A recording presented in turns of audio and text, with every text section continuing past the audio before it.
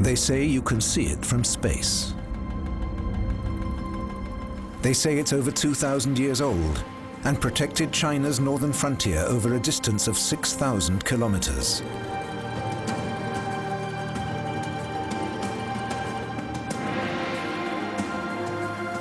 It's a strategic masterpiece, a monument in stone to a civilization that has survived for millennia.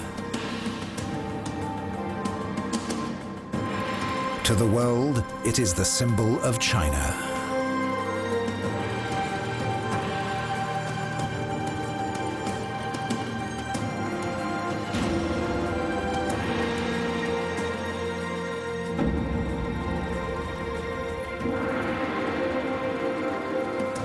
How much of that is truth?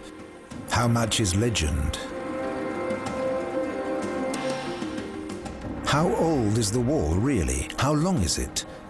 And what does this huge structure tell us about the people who built it? One thing's for sure. You can't see the Great Wall from space. This is its true story.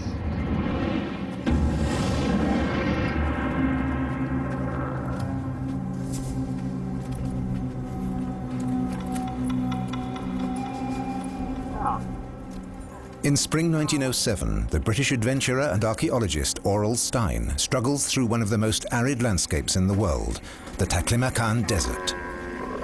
He's following a route that 2,000 years ago brought Asian luxuries to Europe, the legendary Silk Road, the transcontinental trading route of the ancient world.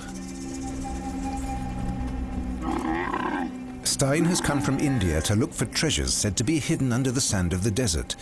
His expedition is extremely successful. From the buried foundations of Buddhist temples and dried-out oases in the middle of the desert, he uncovers ancient silks, unique scrolls, and priceless statues. Now he and his men are on their way to the Chinese oasis of Dunhuang.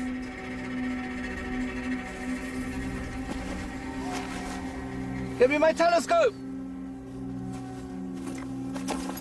This garrison town has always been a life-saving refuge after the exhausting march through the Taklamakan. The very name Taklamakan means go in and you won't come out. Give me a camel, quick!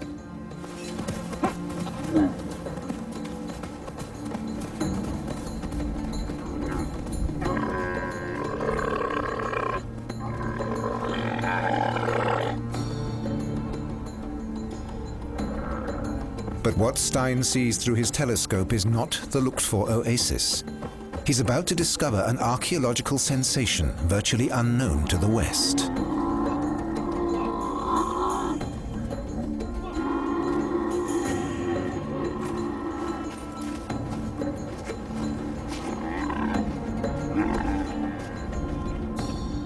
About 70 kilometers northwest of Dunhuang Oasis, Aurel Stein has come across the ruins of a gigantic fortress.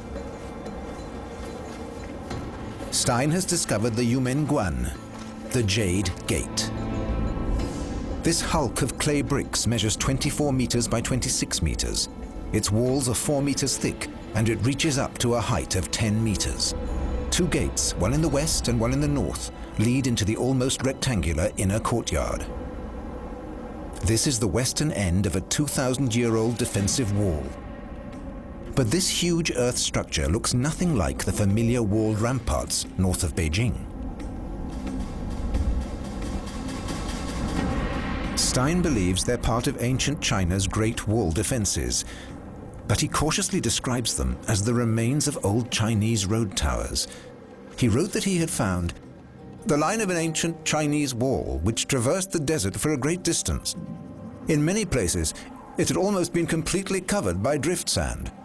But the tamarisk layers which had been used to strengthen the agar cropped up so persistently that the eye caught the straight line as it stretched away for miles on the coarse sand.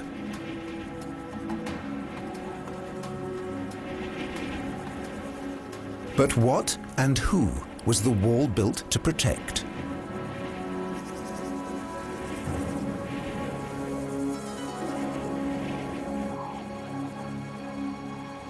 Finally, the construction of maybe 10,000 kilometers of walls. But nothing could solve the problem of the barbarians.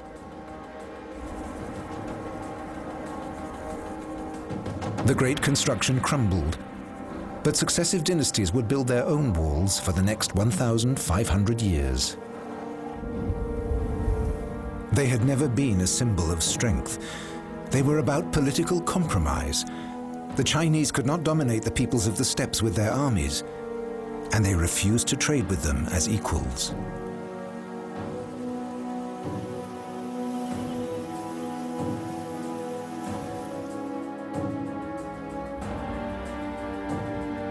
So these colossal monuments were stopgap solutions to a problem that could never be solved. No one in China particularly valued the walls until the modern age. It was the astonishment of European explorers that turned the stone dragon into the national icon of China.